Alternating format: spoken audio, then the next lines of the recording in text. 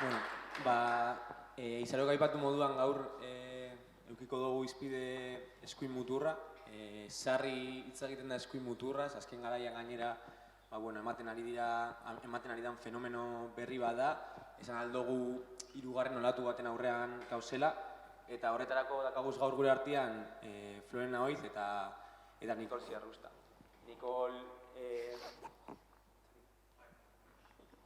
Nikol Ziarrusta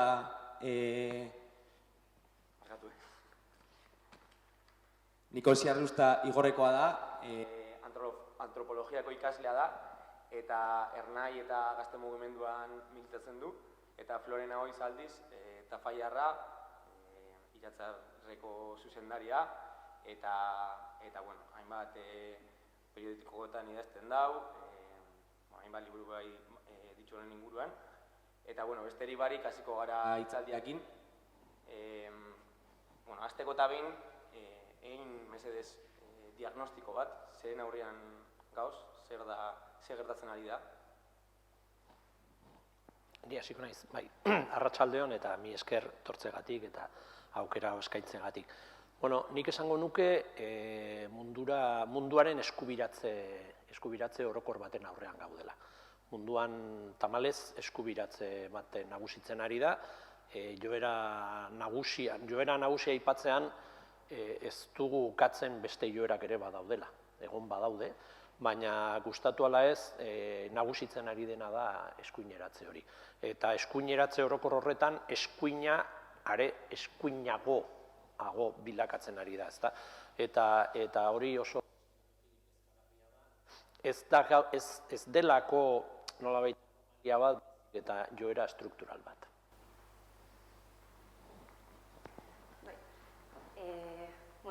Florenek apur bat herrian idatzi duenetik, aipatu du joera struktural horretan, neoliberalismoaren eskuineratze horretan, badagoela garrantzitsua den elementu bat, eta elementu hori arrazionaltasun neoliberala deitzen duzu, ez da eskuineratzearen erdun nagusia, baina bai jartzen duela joko zelai oso bat, hori eman dadin. Ez dakit horren inguruan sakondu nahi duzu? Bai, ez duzut oso ongi olortu, horrelako sarrera txiki bat nahi zenuten edo pixka gehiago sakontzea eta horregatik igual pentsatuta genuen ordena improvisazioaren bidez eraldatu dut, ez? Bai, ideia da nola, galdera da nola hartu behar du gertatzen ari dena, ez? Anomalia bat bezala, ala berez kapitalismoaren bertatik sortzen den zerbait bezala, ez? Eta niri hortan Argentinako pentsalari batek, Flavia Costak erabiltzen duen metafora edo ideia bat berak hartzen du beste zientzia batzuetatik, eta da istripu normalaren karakterizazioa. Istripu normalak dira sistema batean, istripua dira, ez dira nahi bauzu gehien ematen den pauta, baina guztiz normalak dira sistema horren baitan.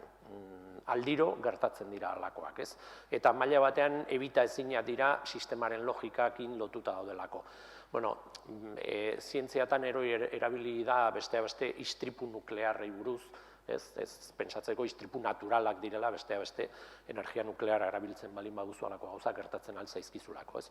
Kapitalismoak berez manejatzen du logika autoritario bat. Zen berez sistema gisa zure oinarria balin bada gutxi batzuen borondatea, interesak eta mundu ikuskera gehiengoaren interes eta mundu ikuskeraren gainetik jartzea, maila batean zuk hor ja baduzu autoritarismoaren funtsa. Zergaitik, maila batean ala bestean erabili beharko duzulako indarra zure borondate eta zure interes horiek nagusitzeko. Kapitalismoak kontatu digu bere historia bestela, eta kontatzen digun historia horretan demokrazia kapitalismoaren bikote naturala da. Hori gezur hutsa da.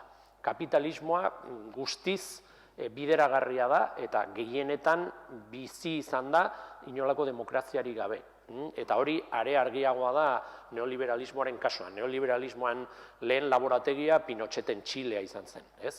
Eta hor, anetzen demokraziarik ez da arrastorik ere, eta ez da salbuespen bat. Toki askotan garatu da kapitalismoa inolako demokraziarik gabe, eta demokrazia sakonean, kapitalismoak bere historia, bere storytelling horretan bestela kontatzen badigu ere, demokrazia mailak lortu direnean beti inposaketak izan dira. Behitik gorakoen kontrako inposizioak. Gero beste gauza bada, kapitalismoan errelatoan nola integratu dituzten, beraiek demokratatzat agertzeko. Eta hori areagotu zen batez ere Errusiako edo Sovietar iraultzaren ondotik, nun alternatiba argi bat agertzen baitzen. Orduan demokrazia erabiltzen zen lehiaketa horretan, nolabait sozialismoari edo komunismoari, nolabait leporatzeko demokratikoa etzela, ezta? Baina sakonean orain ikusten ari garena da, Milei Argentinan, baina Trump estatu batuetan, edo Marine Le Pen Frantziar estatuan, ez direla kapitalismoarekin hausten duten proiektuak. Ez dira lider batzuk kapitalismoarekiko alternatiba bat proposatzen dutenak. Azken finean, horiek oinarritzen dira kapitalismoaren garapen batean eta are gehiago neoliberalismoaren logikan. Nik hori azpimarratu nahiko nuke, azken finean, sakonean zer da Milei? Eta Trump ere bazen enpresari bat. Enpresari gisa estatuak kudeatu nahi dutenak badakitelako jendarteetan oso edatuta dagoela individuo autoenpresarioaren eredua. Hori da arrazionalitate neoliberala deitzen duguna, ez?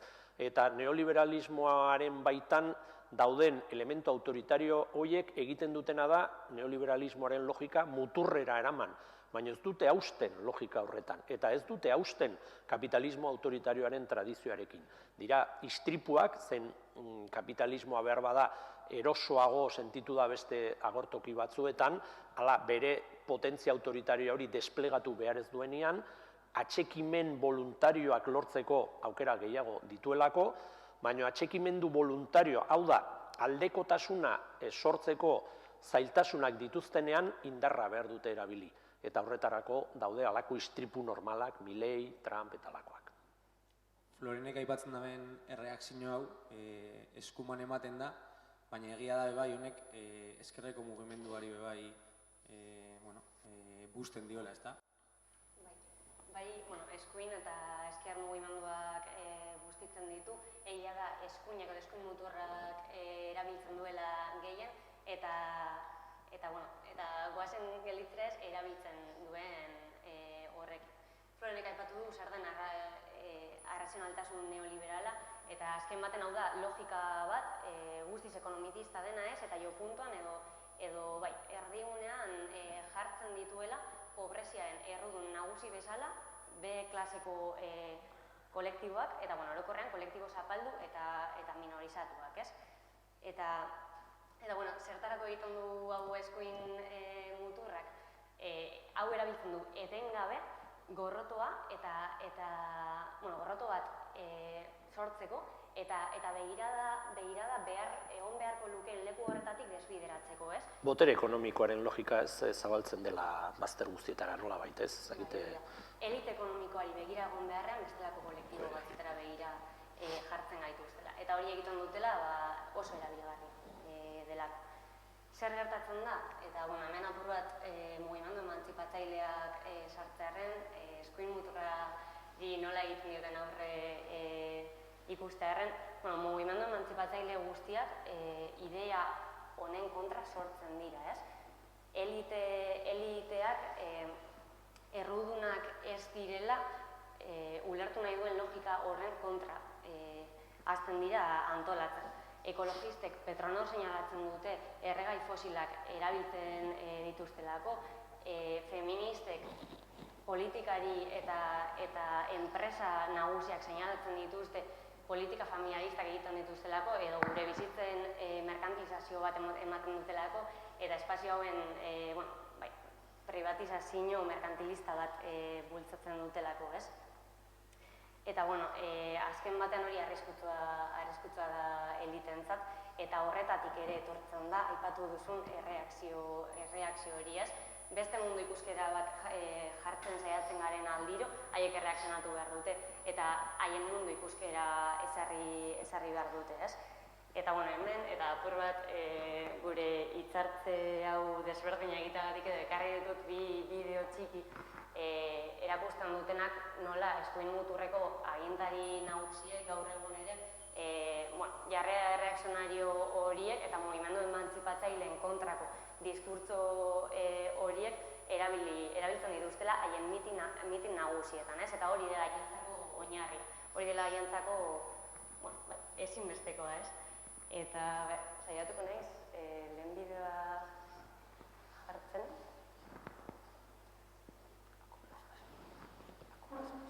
Segurazki ikusita dituzue, bai?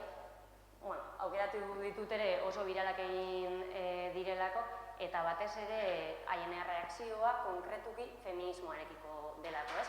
Feminismoa da 21. mendean dugun mugimendu eraldatzaile nagusiena, segurazki. Bai eduki politikoagatik, bai antolakuntzarako izan duen gaitasunagatik.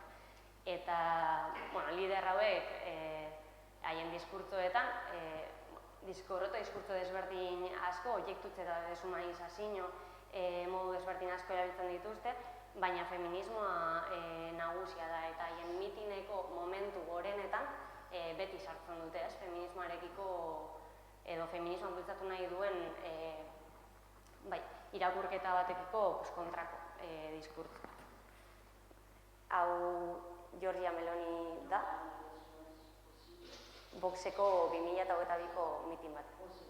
Sí a la familia natural, no a los lobbies LGBT, sí a la identidad sexual, no a la ideología de género, sí a la cultura de la vida, no al abismo de la muerte, sí a la universalidad de la cruz, no a la violencia islamista, sí a fronteras seguras, no a la inmigración masiva, sí al trabajo de nuestros ciudadanos, no a las grandes finanzas internacionales, sí a la soberanía de los pueblos, no a los burócratas de Bruselas, y sí a nuestra civilización, y no a quienes quieren destruirlo. ¡Viva Macarena Olona, presidente de Andalucía! ¡Viva Santiago Abascal, presidente de España! ¡Viva España! ¡Viva Italia! Bueno, guretzako guztiz ulergaitza diskurtso hau ez, baina hau Italiako presidentea da. Eta bota dituenekin ez, hau da mitineko momentu konkretu bat bakarrik, eta mitineko momentu konkretu hori, momentu gorena dena, lehen aipatu duan bezala, hasten du generoarekiko, familiarekiko ikuspegi konkretu batekin ez. Gaur, hasieran bota du, sí a la familia natural, no a los lobbies LGTB, sí a la identidad sexual, no a la ideología de género, sí a la cultura de la vida y no al abismo de la muerte, ez? Abortuaren kontra egiten du, LGTBI kolektiboei, kolektibo minorizatu eta zapalduei lobby deitzen die, feminismoa ideologia de género bat dela aipatzen du, eta hau oso interesgarria da, herrian ere aipatzen delako ez ideologia hitzak dituen logika desberdinak eta nola agintari, eskuin muturreko agintariek erabiltzen duten logika maltzur batekin soilik, ez? Azkenik haientzako oso garrantzitsua den familia, nuklear eta cis heteropatriarkala naturala bezala seinalatzen du, ez? Hau da lehen bideo eta bigarren bideo bat dago.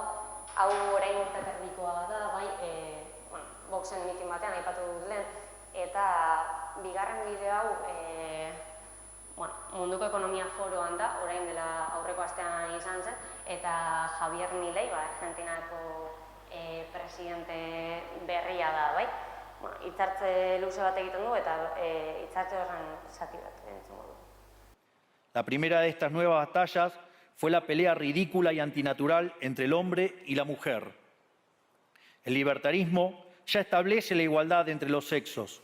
La piedra fundacional de nuestro credo dice que todos los hombres somos creados iguales, que todos tenemos los mismos derechos inalienables otorgados por el Creador, entre los que se encuentran la vida, la libertad y la propiedad. En lo único que devino esta agenda del feminismo radical es en mayor intervención del Estado para entorpecer el proceso económico, darle trabajo a burócratas que no le aportaron nada a la sociedad, sea en formato de ministerios de la mujer o organismos internacionales dedicados a promover esta agenda. Eta hori ez, hemen bigarren hitzartzea, beste agintari eskuin muturreko batena.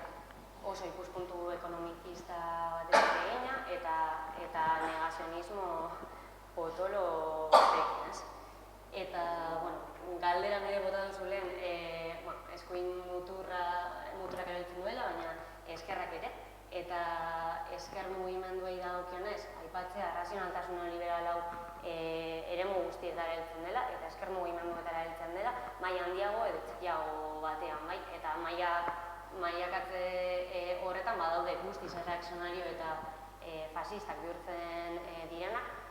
Espainiar estatuan Frente Obreroaren kasu nagusi eta argia daukagu ez, diskurtso xenofobo eta matxistekin, baina badago horren maila altukoa ez den bestelako kutsu bat, eta bada esker mugimenduetan aitortzarik eza mugimendu berriei ez, aitortzarik eza sujetu zapaldu batzuei eta beraz mugimendu erabiltzaile batzuei eta invisibilizazio. Oinarte gutxienez jarri dozu izen adibideak, badira mundu mailakoak, Latinoamerikan aurkitzen duguzenak, Europan, Ipar Amerikan, baina egia da, Euskal Herriaz ez dugula hitz egin oinarte. Euskal Herrian ez da edatu gau, ez digu guzti honek. Euskalduna izatea antidotoa da horrelako joeretarako.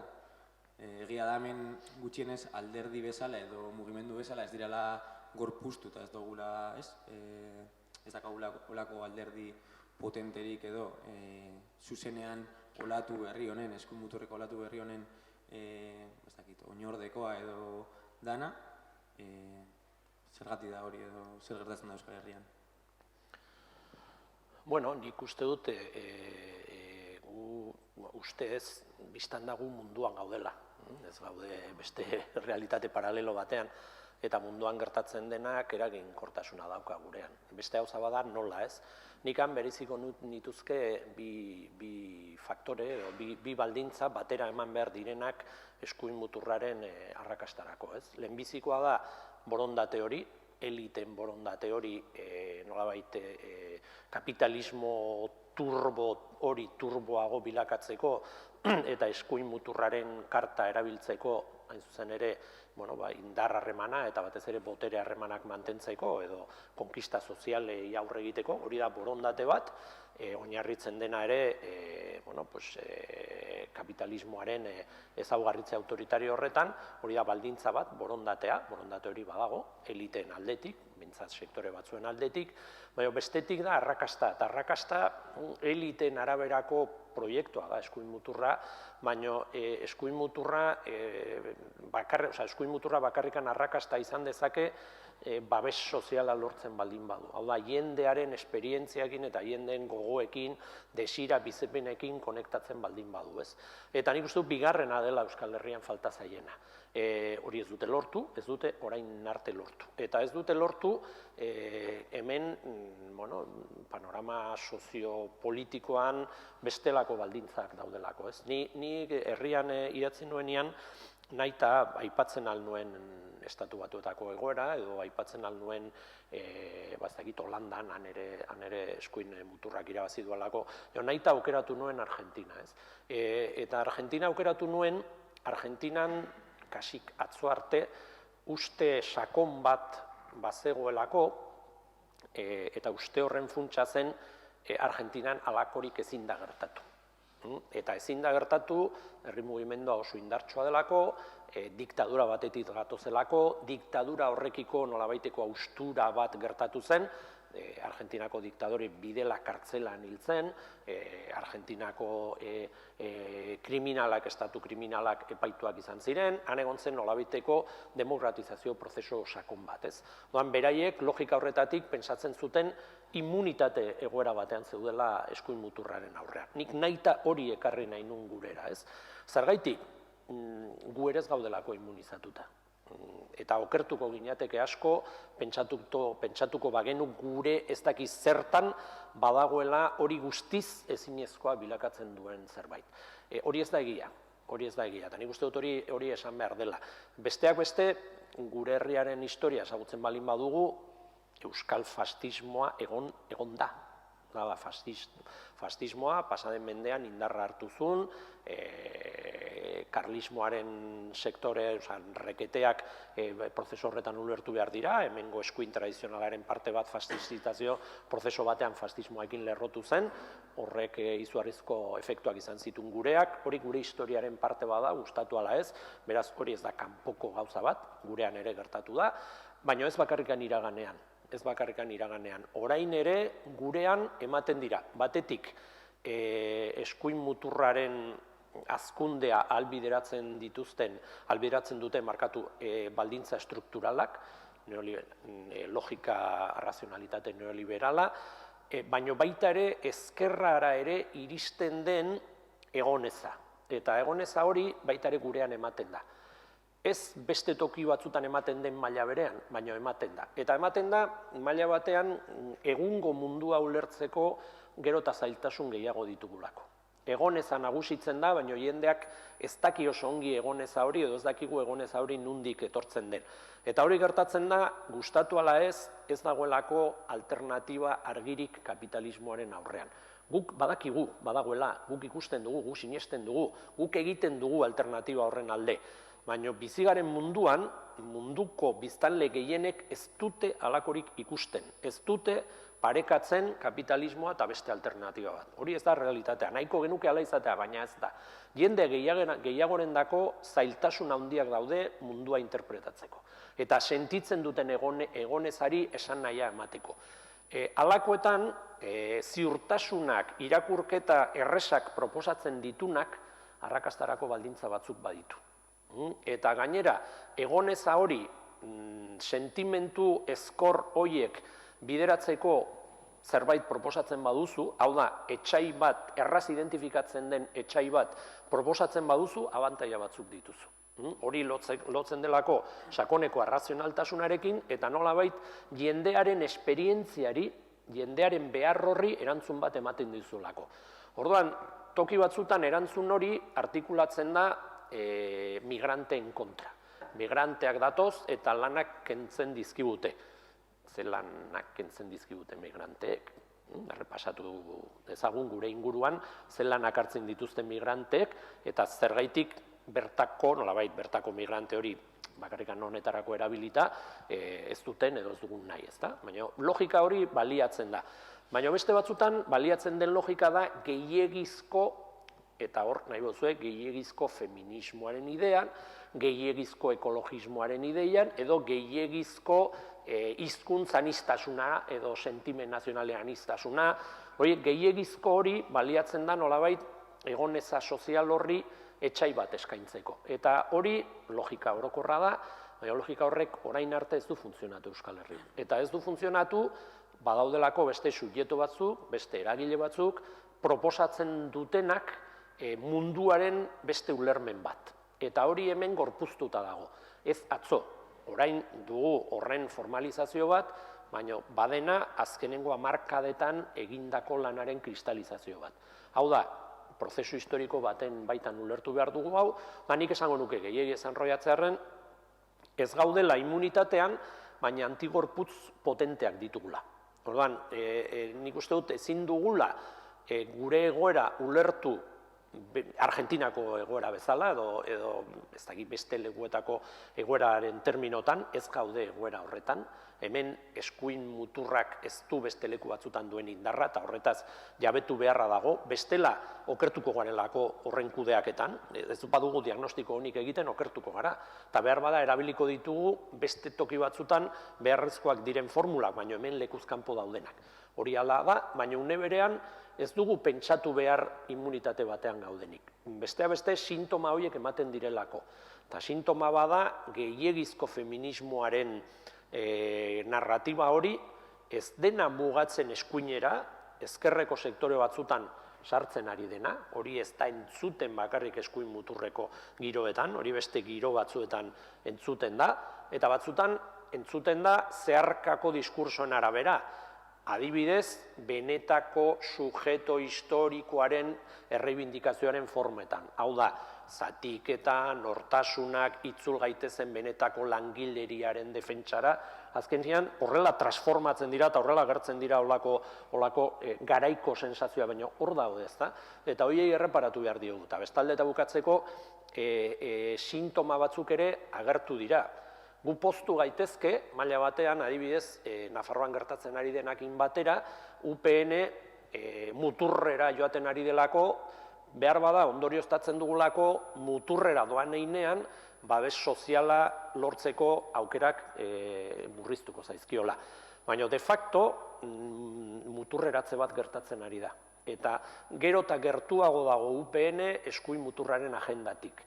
Eta gero eta urrunago beste ñabardura eta beste posizioetatik. Eta hori estrategikoki oso kezkagarria da. Edo hiri honetako alkatea entzuten dugunean diskurso sekurokratak eta kriminalitatearen eta diskurso batzuk zabaltzen, berriak ez direnak, baina logika autoritaria horiekin uztartzen direnak, kasu. Behar bada oraindik haziak baino ez dira, behar bada ez dira joera guztiz estrukturalak hainbat alderdietan, baino sintomak badira eta munduko haize potentenak hortik datoz. Eta beraz, immunitaterik ez, antigorputzak bai, baina kasu.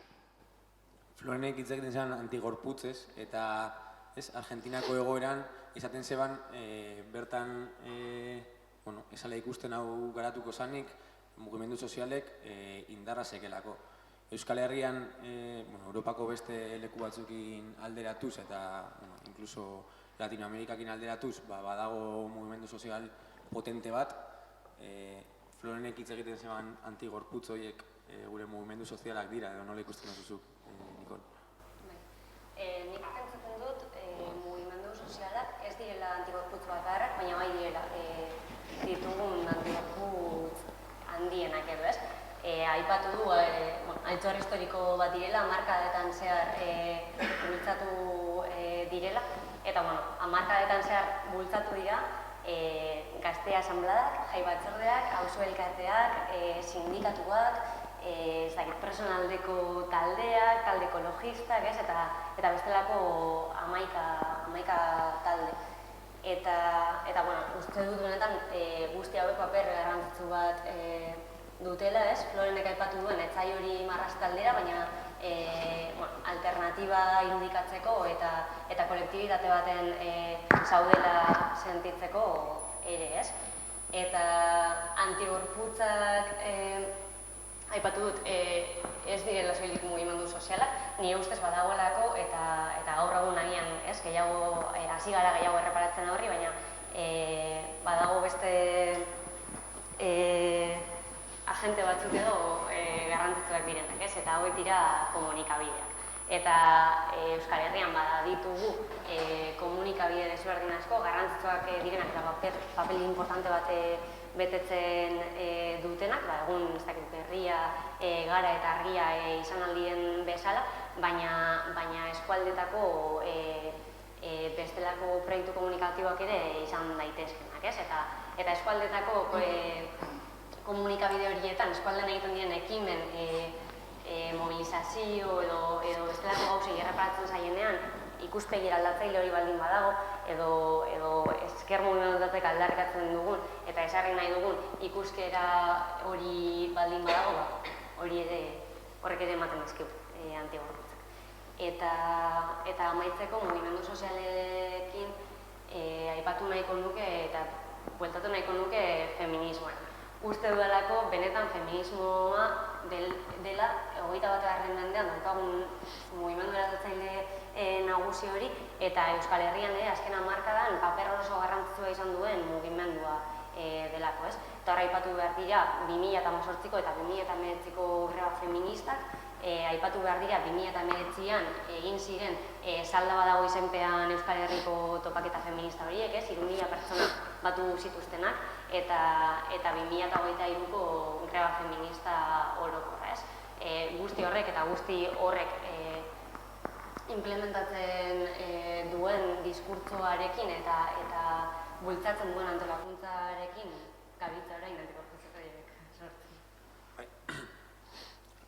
Hitzaldietan eta orokorrean eskuin hitz egiten denean, badakagu joera bat dela diagnostikoak eitxearena.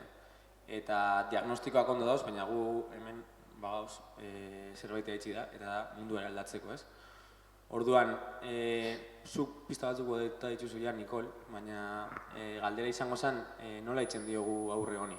Historikoki Euskal Herrian bai egon da mugimendu antifascista bat, mundu mailan bai gorpuztu da mugimendu antifascista bat, baina gutxienez esan dezakegu gaur egun zulo batzuk badakala aurre itzeko eskuin mundurari barkatu.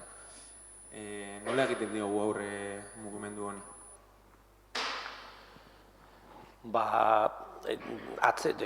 Diagnostikoa aipatzen zenun, nik uste dut diagnostikoa ere maila batean bokazio normatiba edo batekin egiten genula, ez?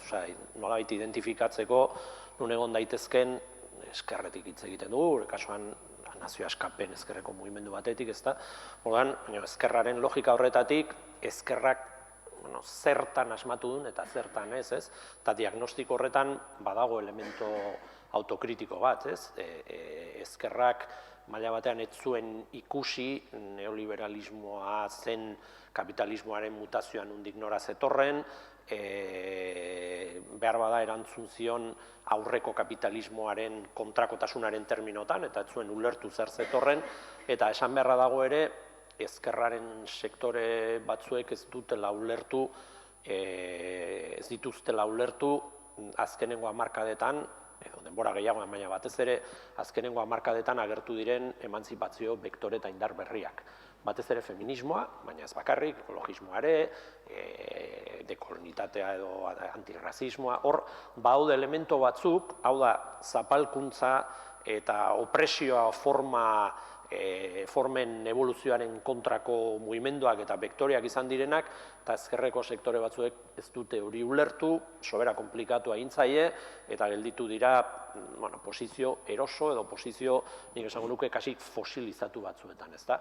Horri badugu zer ikasi, zergaitik garatu ditugu, da pixka bat lehen egiten nuen galdera, edo egiten nuen gogo eta eskuin muturrari buruz, gure buruari buruz ere egin daiteke. Eta da, gauza bada borondate bat, eta eskerrak beti izan du kapitalismoari eta zapalkuntzari aurre egiteko borondatea, baina beste gauza bada, borondate hori horren defentsan arrakasta izatea, asmatzea, eta hori askotan eskerrari etzaio gertatu. Eta nik uste dut, erlatiboki, gure buruaz ere suziria bota gabe eta bar, baina baloratu behar dugu lortu duguna. Eta lortu duguna da maila handi batean Euskal Herriko ezker eraldatzailea irekia egon delako eta ulertu duelako mundu aldatzen ari zela. Eta mundu aldaketa horretan elemento askatzaile, eraldatzaile berriak agertzen ari zirela eta ezker soberanistak bere burua horrekin lotu behartzuela. Ez gelditu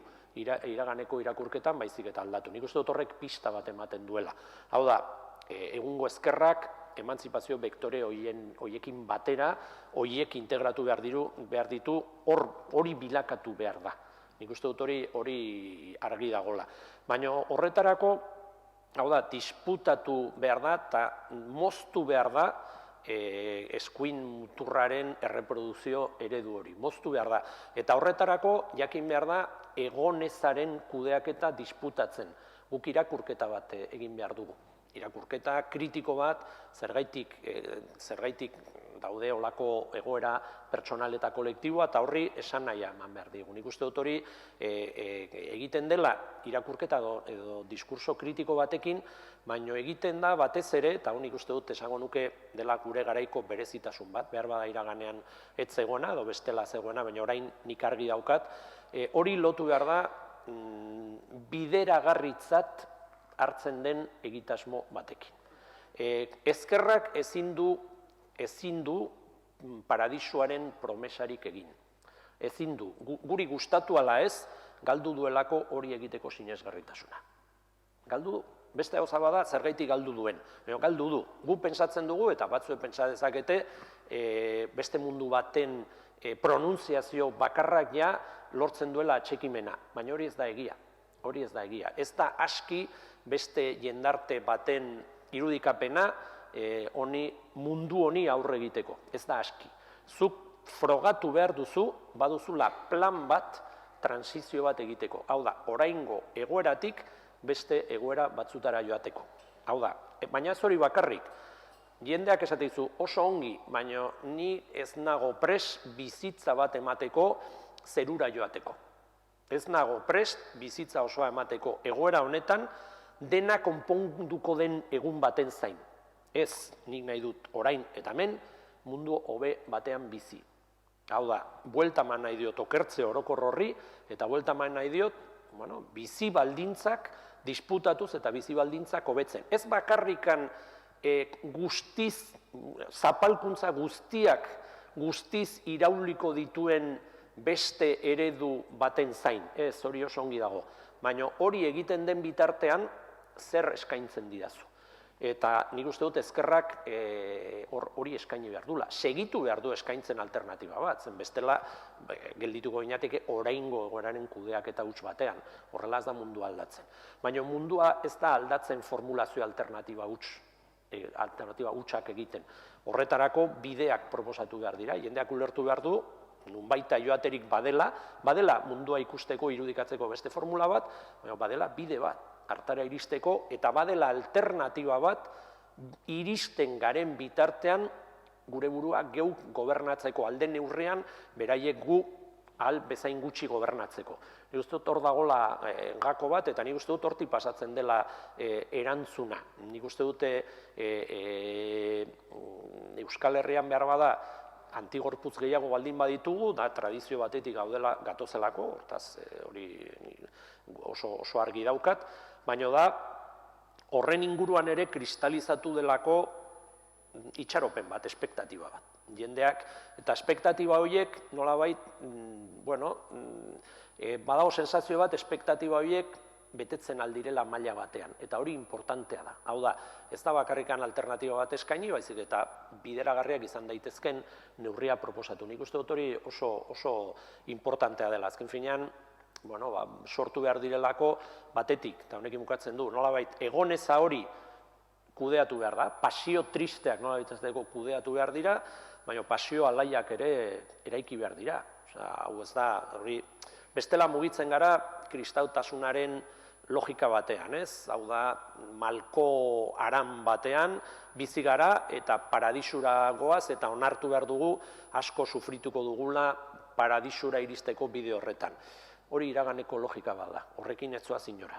Jendeak nahi du paradiso bat posiblea dela irudikatu, baina normala denez, ez da jendea, nik ez dut esaten hori hirugarren persona, ni lehena, ez dut bizitza oso bat eman nahi, ustezko paradiso baten alde, behar bada ikusi edo ikusiko ez dudana. Nahi dut ere, nahi ditut paradisu horren zatiak aurreratu. Eta nik uste dut logika hori funtsezkoa dela gaur egungo eskuin muturrari, ez bakarrikan baizik eta neoliberalismo eta kapitalismoari aurre egiteko. Bestela nekez lortuko genuke alternatiba bat sendotzea. Ez dakit Nikol Florenek zirrikitu dizun galderari erantzuteko, baina zure aukera emango dizu. Ez gehiegi, barkatu. Agian azpimarratzea, Florenek aipatu duen plan hori egon dadin eta plan hori bideragarria izan dadin, behar ditugula jenteak etengabe bultza egiten, etengabe horretarantza hor jartzen begia eta hori borrokatzen, eta askotariko. agenteak beharko ditugu hori egiten. Eta zentzu horretan garrantzia bat ematea eskerretik eta txikitasunetik egiten diren herri honetan egiten diren proiektu guztiei, ez? Eta hau ez da, hau ez dugu humiltasunetik egiten, edo esker mugimendua gure alboan edukitzen nahi dugulako egiten, ez? Edo esaten dugu, benetan eraginkortasun politikoa duelako, osea, benetan plan hori bideragarria egite aldera behar ditugulako, auzoetan, herrietan, agente sozial guzti horiek bultza egiten, ez? Hori aurre egin behar baldin badiegu, horretatik egingo du. Eta agente berri horiek kolektibitate barriak ekarri behar dituzte, imaginario kolektibo berriak ez, nahi ditugunak, eta jendeak orain nahi dituenak, eta bueno, ez dakit, ere aurrekoan Iturrezki Isabeleri hitzartze batean entzun nion, gehien komunikatzen duten agenteak edo pertsonak direla. Eta hori ekarri nahi nuen amaitzeko, pertsona horietara heldu behar garela, segurazki gainera, momentu honetan digitalizazioa duen garrantziarekin, komunikabide digitaletatik heldu behar garela, baina aurrez aurre ere heldu behar garela, ez? Auzo eta herri horietan heldu behar garela. Eta, nire ustez hori dela gako herri mugimendu bat, azta mugimendu bat. Tarte bat utziko dugu zuetako norbaitek galderarik eitzeko badaka edo reflexioa konpartitzeko bai.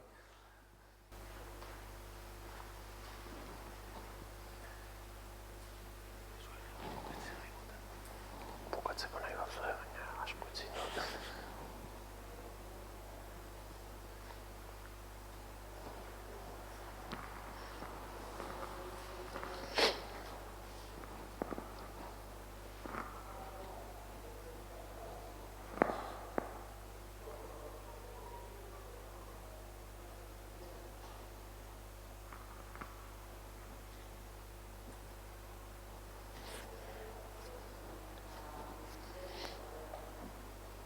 Botako nire, azken galdera. Hitz egin dozue pertsonetaz, ez?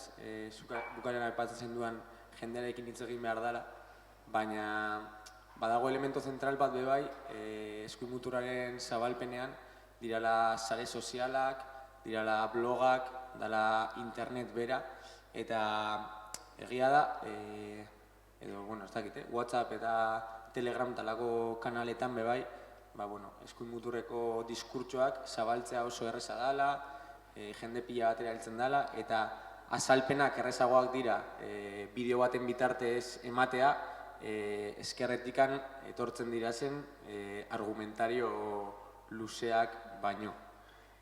Ez dakit, nola hitzen diogu aurre fenomeno digital honi edo nondikan nahian jako aurre, halako diskurso errezeak nola borrokatu?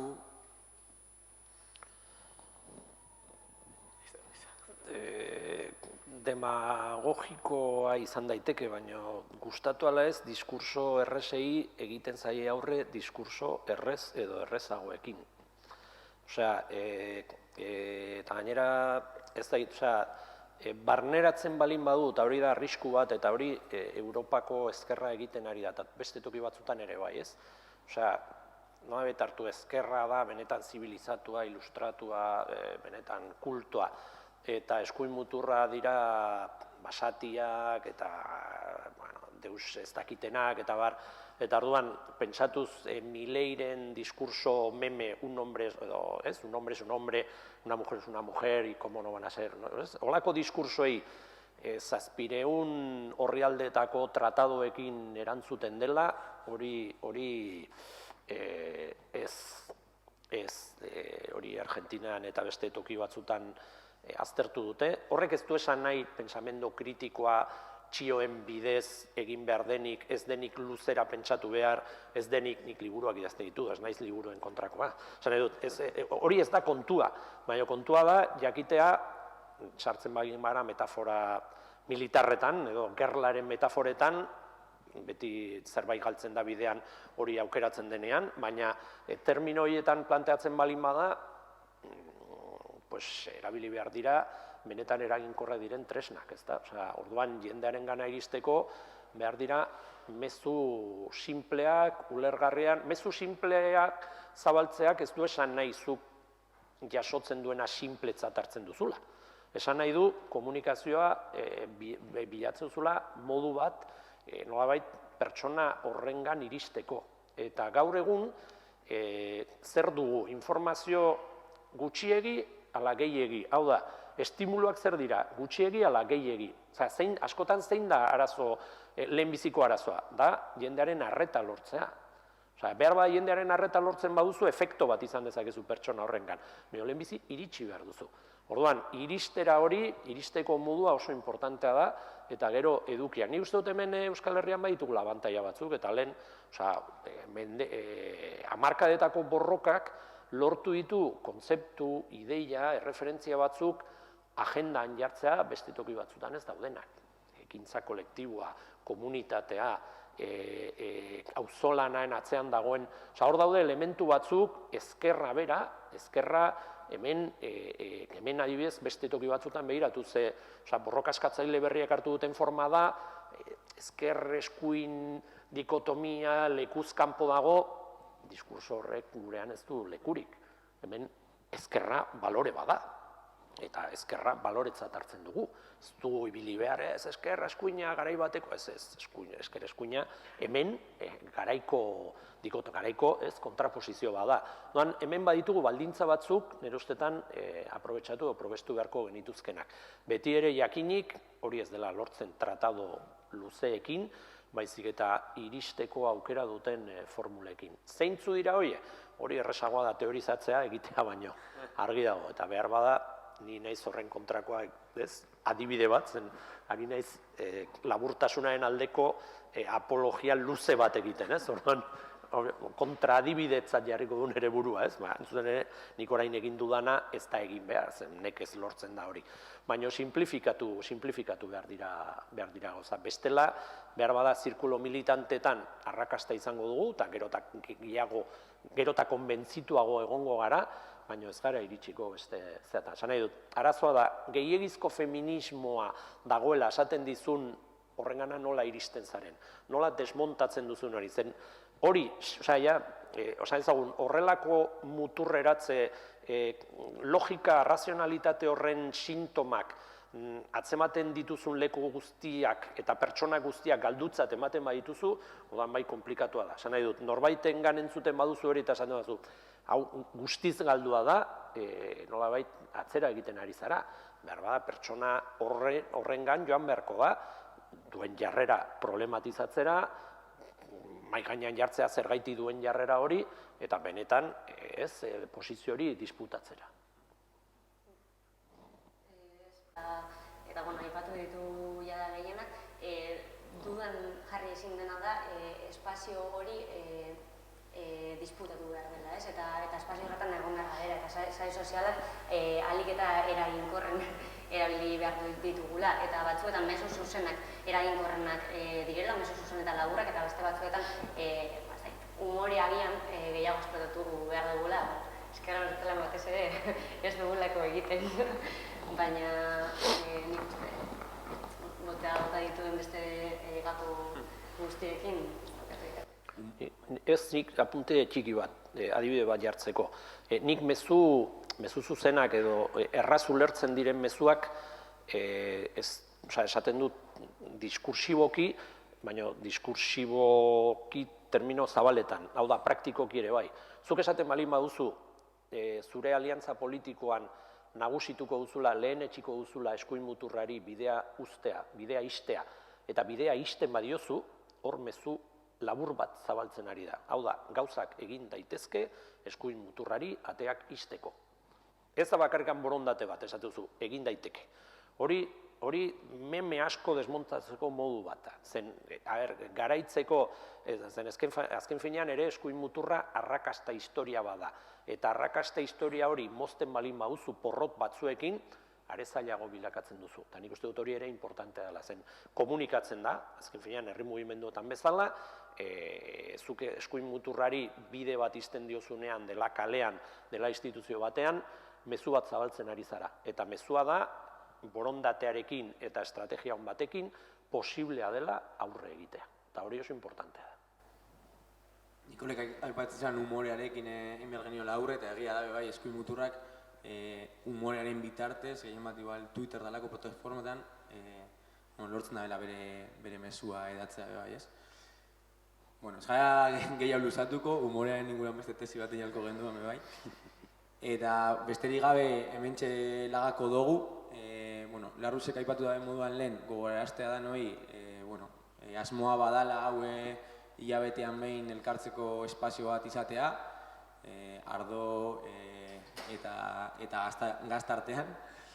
Eta bai, urrengo saioa, otsailak 22an izango da.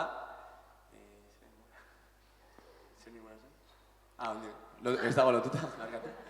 Eta, gonbidatzen zaituzte guzti bai, etortzera eta espazioa konpartitzera. Urrengo arte. Eskerrik asko.